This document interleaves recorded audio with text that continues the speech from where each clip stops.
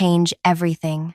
Thursday, 2 p.m. Conference Room B. Start with performance concerns. Mention incomplete client profiles. Emphasize team complaints about attitude. Use liability twice. End with termination effective immediately. At the bottom, underlined 3 times. Revenge firing. Deserved. My breath caught. I stared at Vernon's handwriting. The distinctive swooping Ys. The sharp angles of his capital letters. The same handwriting that had signed birthday cards, meeting agendas, and congratulatory notes over our 2 years working together. Now it mapped out my professional execution with the precision of a general planning a military strike. The office hummed with Tuesday afternoon energy around me, but I stood frozen, the paper trembling slightly in my hand. Vernon walked past, catching my eye with a friendly nod before noticing what I held. His face shifted, shock, fear, then something harder settling across his features. "That's private," he said, voice low but sharp.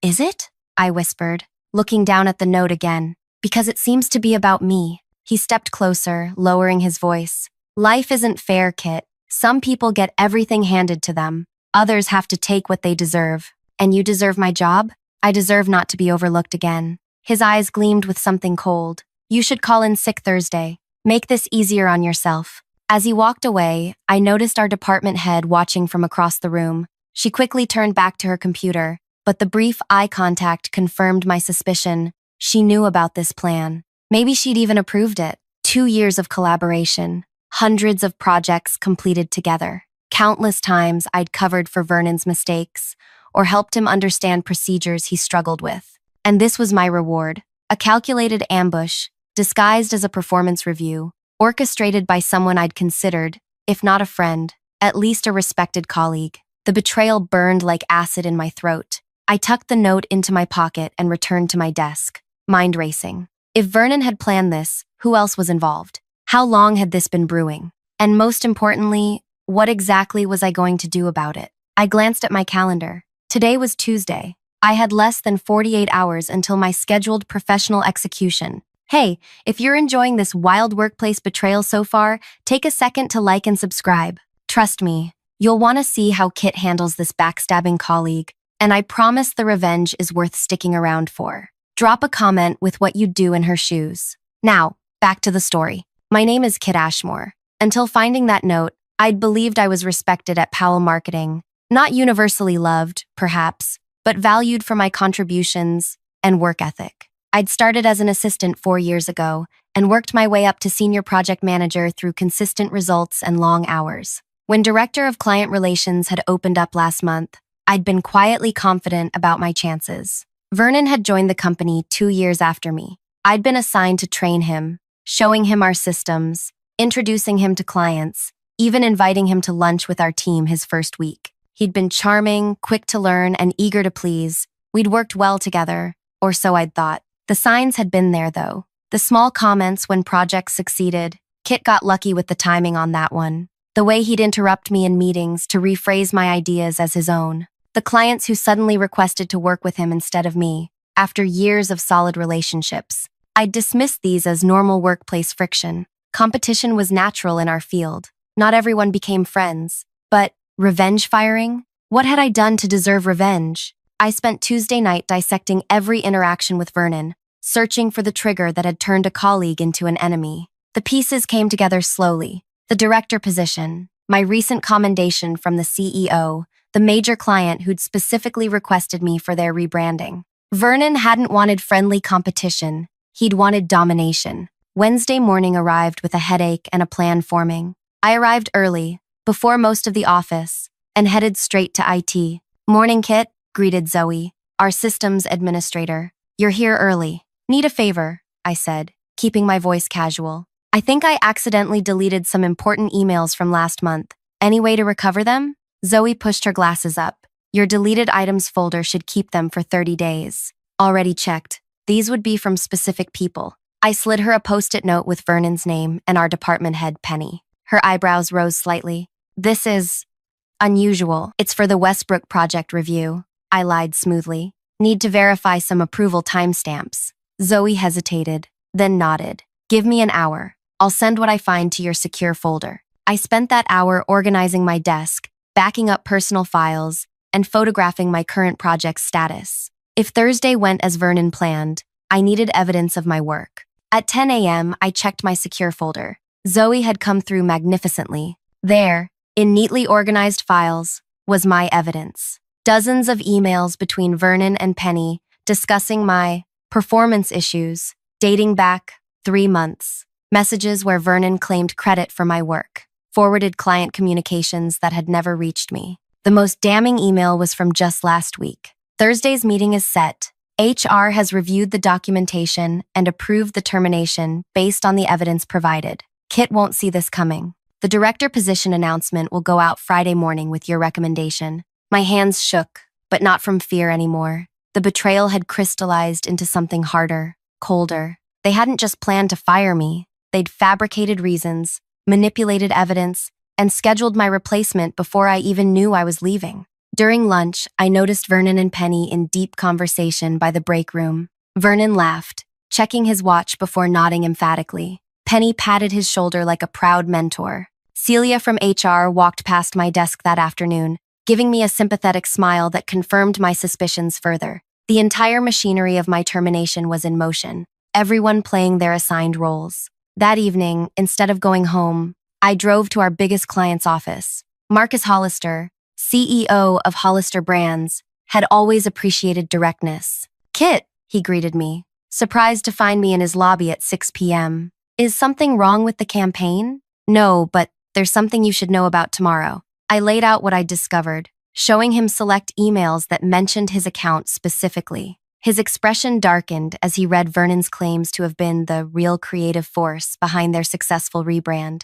"This is concerning," Marcus said finally. "You've been our contact for 3 years. The work has been exceptional. Thank you. I'm not here to create problems, but I wanted you to know directly from me that changes might be coming. Vernon may claim he's been handling your account all along." Marcus folded his hands. "What do you need from me, Kit?" "Just the truth, if anyone asks." He nodded slowly. "I can do better than that. I left his office with my first ally, but I needed more. I spent that night making calls, sending emails, and preparing for Thursday's ambush. Sleep came in fragments, interrupted by new ideas and contingency plans. By dawn, I felt hollow-eyed but resolute. Thursday morning brought artificial normalcy to the office. Colleagues avoided eye contact. Vernon practically bounced with barely concealed excitement. Penny emerged from her office only briefly, checking her watch with pointed significance when she saw me. At 1:45 p.m., my phone rang. "Conference room B has a plumbing issue,"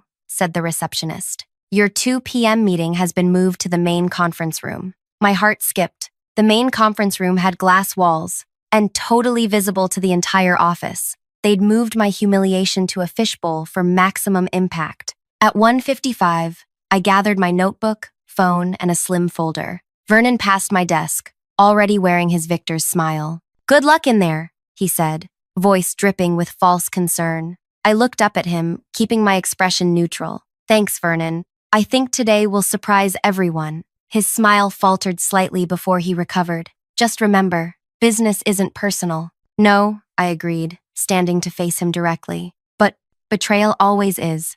I walked into the main conference room at precisely 2 p.m. As expected, Penny sat at the head of the table, a thick folder before her. Vernon sat to her right, practically vibrating with anticipation. Celia from HR occupied the chair nearest the door, standard protocol for terminations. They'd positioned an empty chair with its back to the glass wall, ensuring my reaction would be on display for the entire office. I took a different seat, one that faced the door rather than the wall. "Kit, please sit here," Penny said, pointing to their chosen chair. "I'm more comfortable here, thanks," I replied, placing my slim folder on the table. "Since we're all being so transparent today." Vernon's eyes flicked nervously to the folder, then back to Penny, who cleared her throat. "We've called this meeting to discuss some concerns about your performance," Penny began, using the exact wording from Vernon's note. "There have been several issues that—" The conference room door opened, interrupting her. Marcus Hollister walked in, followed by his executive assistant. "Sorry I'm late," he said, though he hadn't been invited. Penny's mouth opened, then closed. "Mr. Hollister, we're in the middle of an internal meeting." "Yes, about Kit's performance," Marcus said, taking the seat beside me. "Since Hollister Brands represents 20% of your annual revenue, I thought my input might be relevant." Vernon's face had gone sheet white. Penny recovered more quickly. While we appreciate your business, this is a private personnel matter. The door opened again. This time, it was Reggie Townsend, our CEO, accompanied by Diane from legal. I invited them, I said quietly. Reggie took in the scene with narrowed eyes. Penny, I understand you're conducting a performance review that might result in termination? Yes, sir. We have documented evidence of… Interesting, Reggie interrupted. Since terminations at Kit's level require my approval, and I've received no such request. The atmosphere in the room shifted palpably. Vernon looked like he might be sick. Penny's professional mask slipped for just a moment, revealing panic before she composed herself. We were gathering the final documentation today to present to you, she said smoothly. I opened my folder and removed a single sheet of paper, sliding it across the table to Reggie. Perhaps this documentation will help clarify the situation. It was Vernon's handwritten note, now laminated to preserve the small bloodstain from my paper cut. Reggie read it, his expression darkening. Revenge firing? He asked, looking at Vernon. Would you care to explain this? Vernon's mouth worked silently before he found his voice. That's not mine. Kit must have written it to frame me. I pulled out my phone. Would you like to hear the recording of our conversation from Tuesday, when you confirmed writing it? Vernon's eyes widened. You recorded me? That's illegal. Actually, Diane from legal interjected. California is a two-party consent state, but our employee handbook clearly states that all workplace conversations may be recorded for quality assurance purposes. You signed acknowledgement of this policy when you were hired. Penny tried to regain control. Regardless of this note, we have legitimate concerns about Kit's performance that… Like what? Marcus Hollister interrupted. Because from our perspective, Kit's work has been exemplary. In fact, we specifically requested her for our recent rebranding. There have been communication issues, Penny insisted, opening her folder. Multiple team members have reported. May I see those reports? Reggie asked. Penny hesitated before passing him several documents. Reggie scanned them, frowning. These are all dated within the last 3 weeks, and they're all from employees who report directly to Vernon. He looked up. Convenient timing, considering the director position announcement was scheduled for tomorrow. The glass walls now served a different purpose than Vernon and Penny had intended. Rather than showcasing my humiliation, they displayed their own increasingly desperate attempts to salvage their plan. Vernon cracked first. This is ridiculous. Kit has been coasting on others' work for years. She's not qualified for the director position. I am. Is that what this is about? Reggie asked quietly. The promotion? It should have been mine, Vernon hissed, abandoning pretense. I've done everything right. Networked with the right people, put in extra hours, learned everyone's weaknesses, but it's never enough because perfect Kit is always there, stealing opportunities that should go to people who deserve them. The room went silent. Vernon seemed to realize what he'd admitted and sank back in his chair. I think we've heard enough, Reggie said. Diane, please escort Vernon to his desk to collect his personal items. His employment is terminated, effective immediately. Vernon stood so abruptly, his chair toppled backward. You can't do this. Penny approved everything. She helped me plan it. All eyes turned to Penny, who had gone very still. That's absurd, she said, but her voice lacked conviction. I would never authorize something so unprofessional. I removed another document from my folder, the email where she had done exactly that. As Diane led a still protesting Vernon away, Reggie turned to Penny. We'll continue this discussion in my office.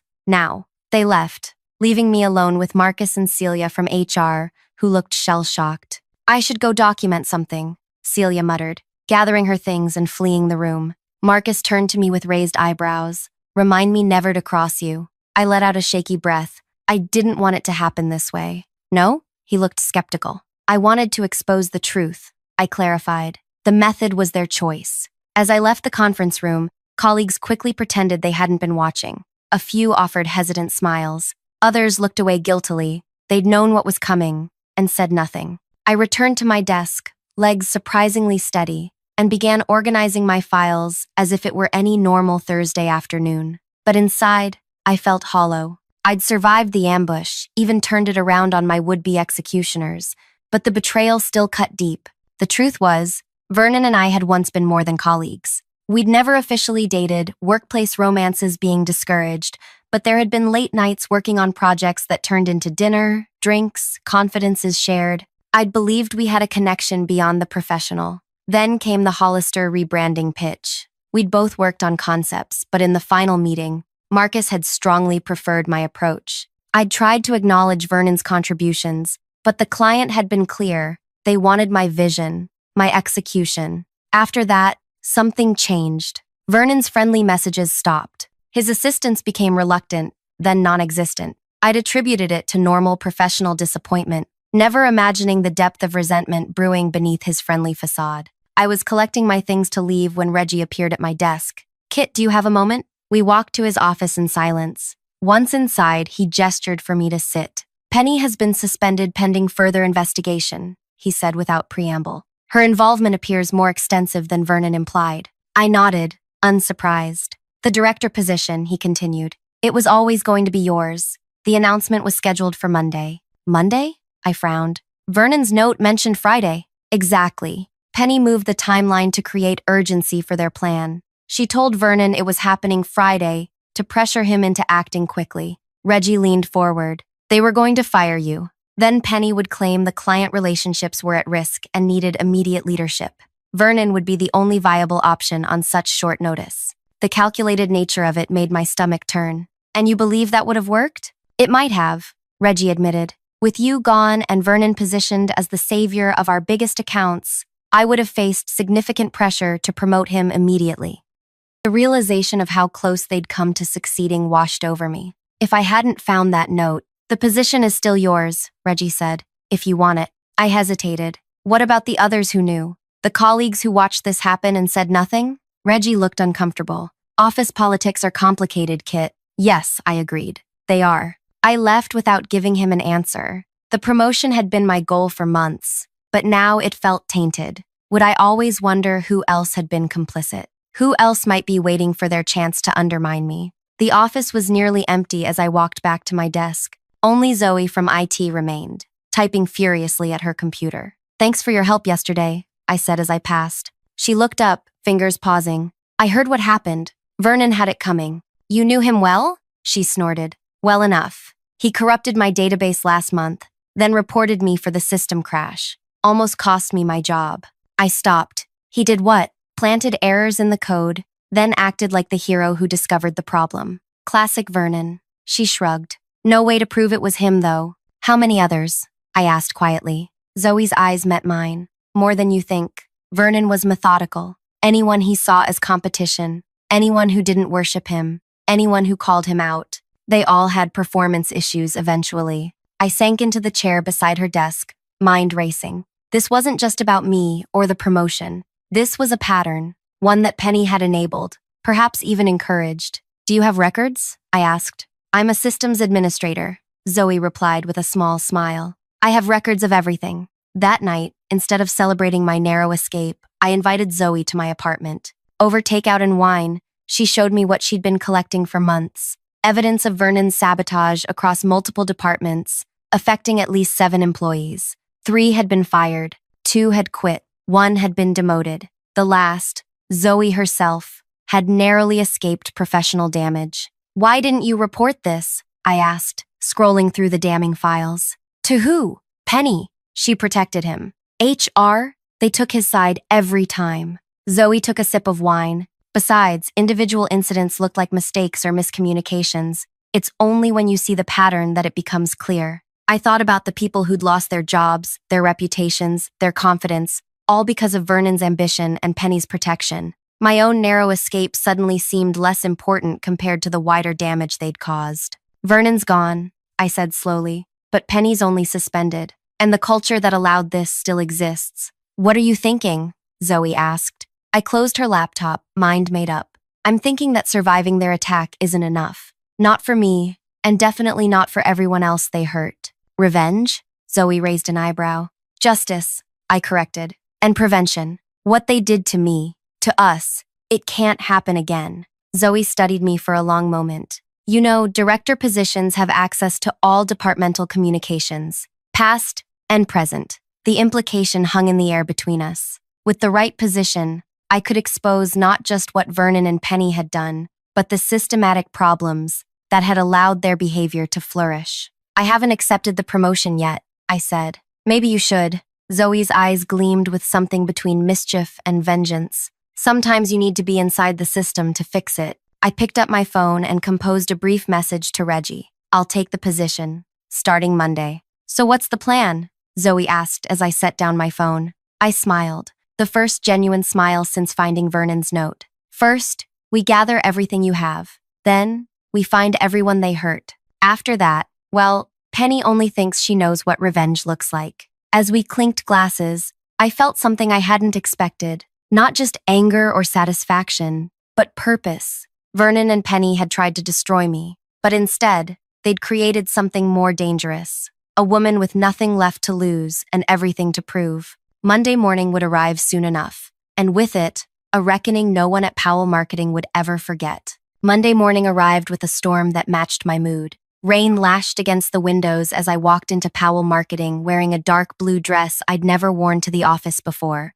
Symbolic new beginnings. The weekend had been a blur of preparation. Zoe and I had compiled a comprehensive list of Vernon's victims, reviewed all available evidence, and mapped out a strategy that walked the fine line between justice and career suicide. I'd slept maybe 6 hours total, but adrenaline kept me sharp. Reggie met me at reception, all smiles and performative enthusiasm. Ready for your first day as Director of Client Relations? More than ready, I replied, matching his professional tone. The office felt different as we walked through. Colleagues who had avoided eye contact on Thursday now offered congratulatory smiles. Amazing how quickly allegiances shifted when power changed hands. My new office, what would have been Vernon's if his plan had succeeded, was spacious with windows overlooking the city. Reggie handed me a temporary access card. It will set up your permanent credentials this afternoon, he explained. Full system access, departmental files, client database,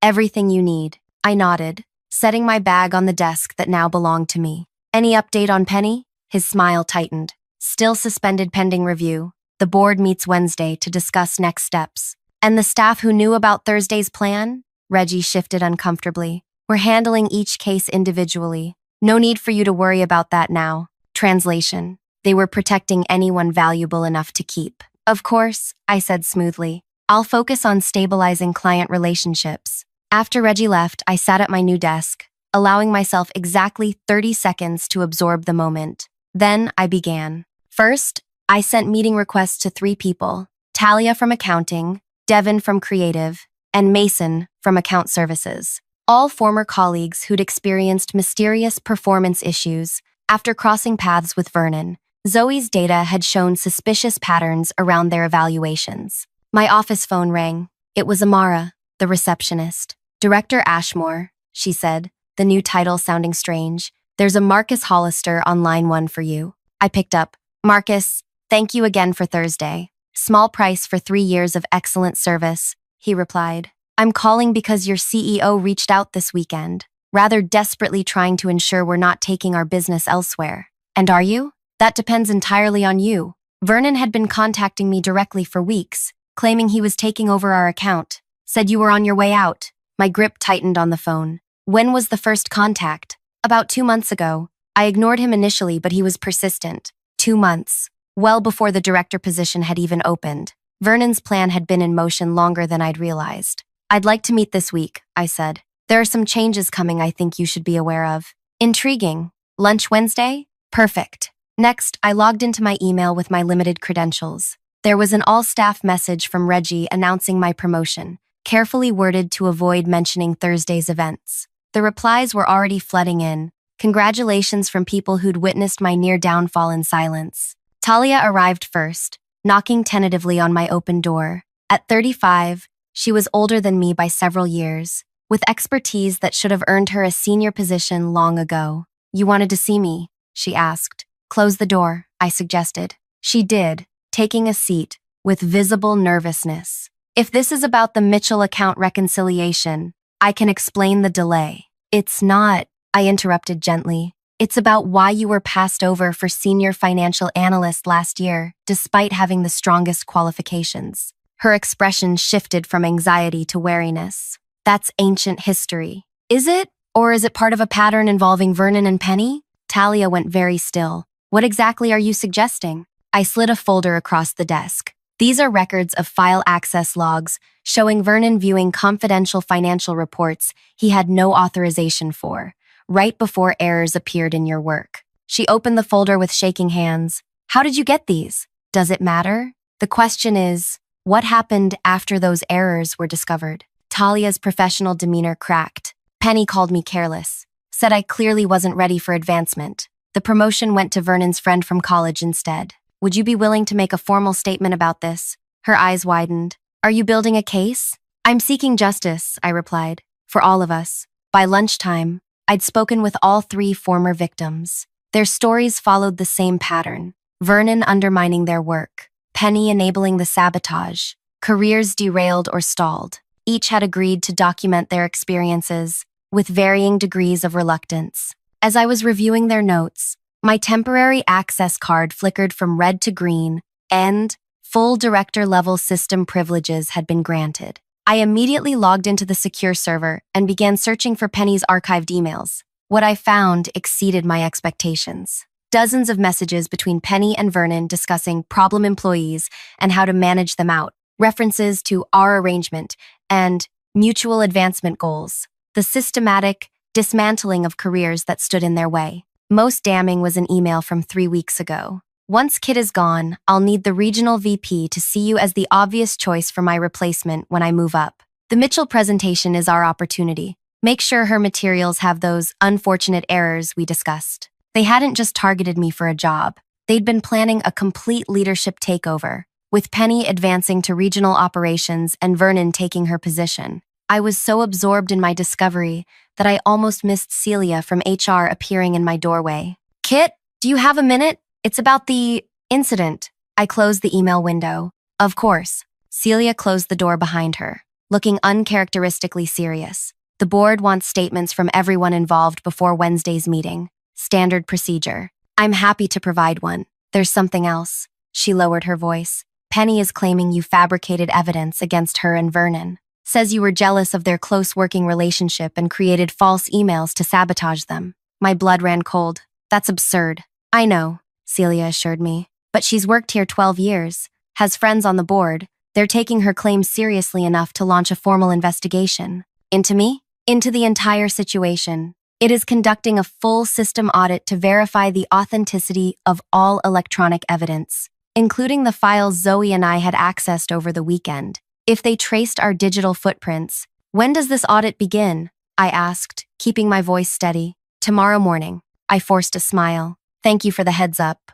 After Celia left, I immediately texted Zoe. It audit tomorrow. Need to talk as soon as possible. We met in the one place nobody would overhear us. The supply closet on the rarely used 5th floor. They'll find our searches, Zoe said bluntly. My access is legitimate, but they'll question why I was looking at HR files and executive emails. Can you cover our tracks? Not without making things worse. Deleting access logs would be like announcing our guilt. I leaned against a shelf of printer paper. So we're caught. Not necessarily. Zoe's expression turned calculating. What if we're not hiding anything? What if we're conducting our own official investigation? Explain. You're a director now. If you formally requested an investigation into potential ethics violations before the audit begins, our searches become legitimate. Penny would claim I'm retaliating. Not if you're not the only one asking questions. Zoe raised an eyebrow. How many victims did we identify? 7 confirmed, 3 more probable. And how many have agreed to come forward? A plan began forming in my mind, enough to create a pattern no one can ignore. That afternoon, I drafted an official memo to the board requesting an ethics investigation based on concerns raised by multiple employees. Talia, Devin, and Mason, all signed as witnesses. I submitted it at 4:57 p.m., just before the administrative deadline for board meeting agendas. By Tuesday morning, the office was humming with tension. Word had spread about both Penny's counter-accusations and my formal complaint. Battle lines were being drawn, with longtime employees largely supporting Penny, while newer staff rallied behind me. Reggie called me into his office before 9. This is getting out of hand, he said, my memo sitting on his desk. The board is concerned about the company's reputation. I'm concerned about its ethics, I countered. Kit, his tone turned patronizing. You won your battle. You got the promotion. Continuing this vendetta against Penny looks vindictive. Vendetta? I repeated. 7 careers were damaged or destroyed. This isn't about me anymore. The board sees it differently. They're prepared to offer Penny early retirement with full benefits if you'll drop this investigation. And sweep everything under the rug? I shook my head. Not happening. Reggie's expression hardened. Then you should know Penny's submitted evidence suggesting you and Vernon had a personal relationship that ended badly. She's claiming this is all motivated by romantic rejection. The accusation hit like a physical blow. Those private dinners, the confidences shared. Vernon had apparently told Penny everything, twisted to serve their narrative. That's a lie, I said, though technically it wasn't entirely false. We had been close once, but I'd ended any potential romance when I realized his interest spiked after my successful projects. Truth doesn't always matter in these situations, Reggie said. Perception does. And right now, the perception is of a messy workplace drama rather than ethical violations. I left his office feeling the ground shifting beneath me. They were reframing the narrative, turning corporate sabotage into a spurned lover's revenge. The evidence I'd gathered suddenly seemed less compelling against that backdrop. By Wednesday morning, my position had weakened further. 2 of my witnesses had mysteriously withdrawn their statements. The IT audit had been expanded to include my personal devices. Marcus had called to reschedule our lunch, citing a conflict. The board meeting was scheduled for 2 p.m., the same time Vernon had planned to fire me a week earlier. The symmetry wasn't lost on me. As I walked to the conference room, Zoe intercepted me in the hallway. They're going to offer you a deal, she whispered. Mutual non-disparagement. Everyone keeps their jobs. No one admits wrongdoing. How do you know? Because I just set up the presentation showing the proposed agreement. Classic corporate cover-up. My heart sank. A week of work, all the evidence gathered, the careers damaged, all to be brushed away in the name of company stability. I entered the boardroom with my head high despite the sickening feeling in my stomach. 12 board members sat around the massive table, with Reggie at the head. Penny sat on one side, looking confident. Kit, Reggie began, thank you for joining us. We've reviewed all submitted materials regarding the situation between you, Vernon, and Penny. I nodded, saying nothing. After careful consideration, we believe the most productive path forward is a mutual resolution. He slid a document toward me. This agreement stipulates that all parties cease investigation into past events, maintain confidentiality, and commit to professional collaboration moving forward. I didn't touch the paper, and if I refuse, one of the board members, an older man I recognized as the company founder, cleared his throat. Then, unfortunately, we would need to consider whether your continued employment serves the company's best interests. A clear threat. Sign or be fired. Exactly what Vernon and Penny had planned, just through different means. I looked around the table at these powerful people ready to sacrifice ethics for convenience. Then I pulled out my phone and placed it on the table. Before I respond, I said calmly, I'd like you all to listen to something. I pressed play. Doesn't matter what actually happened, came Reggie's voice. We need this to disappear before clients hear about it. Offer her the agreement. If she doesn't sign, terminate immediately and control the narrative. A woman's voice, Penny's, responded. And my promotion to regional operations? Let's get through this first. But yes, the plan remains in place. I stopped the recording. The room had gone completely silent. That conversation happened in your office this morning, I said to Reggie. Before this meeting, you recorded us illegally, he sputtered. Actually, came a new voice from the doorway. It was recorded legally through the company's own security system. Marcus Hollister stood there, along with a woman in a tailored suit I didn't recognize. What is the meaning of this?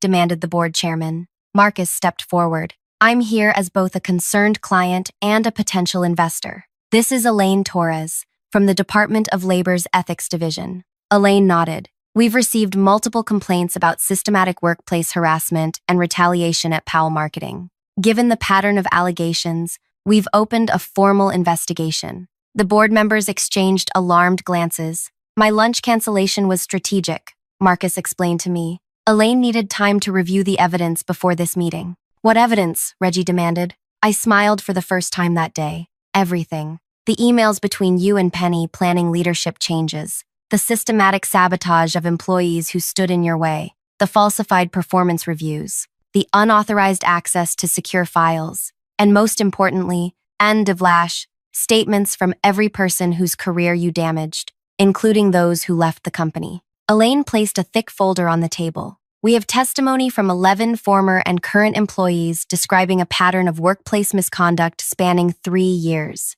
This is absurd, Penny protested.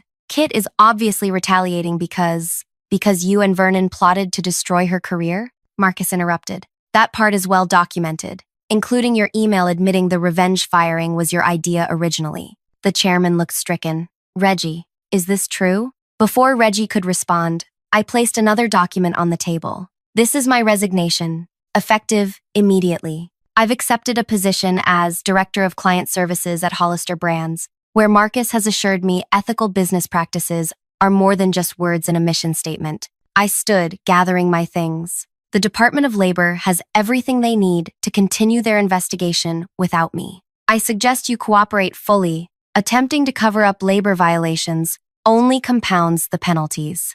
As I walked toward the door, the chairman called after me. Kit, wait, perhaps we can discuss this reasonably. I turned back one last time. I tried reason. I tried evidence. I tried following proper channels. You chose to protect the powerful rather than the victims. Now you can explain that choice to federal investigators and your shareholders. Marcus held the door for me as stunned silence filled the room behind us. Well played, he murmured as we walked away. I had good help, I admitted, thinking of Zoe, Talia, and every other person who'd found the courage to speak up. At the elevator, I found Zoe waiting with a small box of my personal items. Figured you might not want to clean out your office with everyone watching, she said. Thank you. I hesitated. For everything. She grinned. Don't thank me yet. My resignation letter goes in tomorrow. Marcus mentioned his IT department needs a new systems administrator.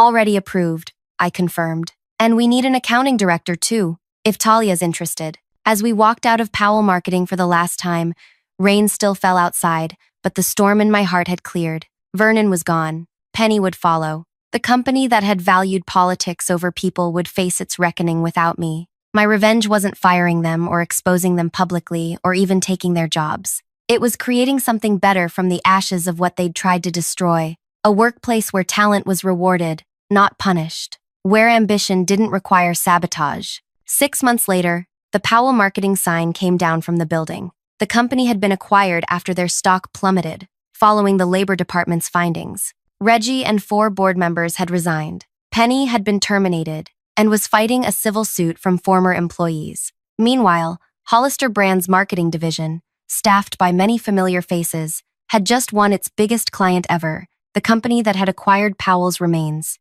Sometimes the best revenge isn't what you take from others, but what you build for yourself. And sometimes, justice arrives in ways no one expects, not through a single dramatic moment, but through the collective courage of people who refuse to remain silent. If you've ever faced workplace betrayal or watched someone being unfairly targeted, drop a comment about how you handled it. Would you have done what Kit did or taken a different approach? Like and subscribe for more stories about workplace justice. And share this with anyone who needs a reminder that speaking truth to power isn't just right. Sometimes, it's the ultimate revenge.